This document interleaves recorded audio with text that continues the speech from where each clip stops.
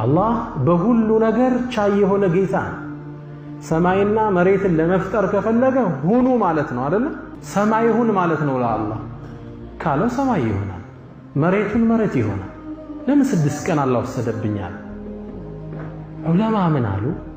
አላህ ለሰው ልጅ ተድሪጅን ሊያስተምር ነው። ሂደት ነገሮቹ በሁደት ነው የሚቋጩት። የአደም ልጆች ከኔ ተማሩ፣ እኔ ጌታችሁ ነኝ።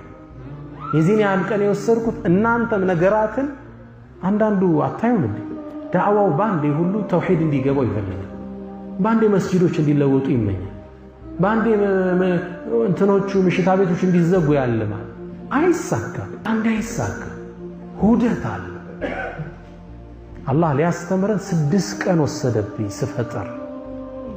የአደም ልጆች ስቴፕን ተማሩ፣ ሂደትን ተማሩ፣ ፕሮግሬስን ተማሩ።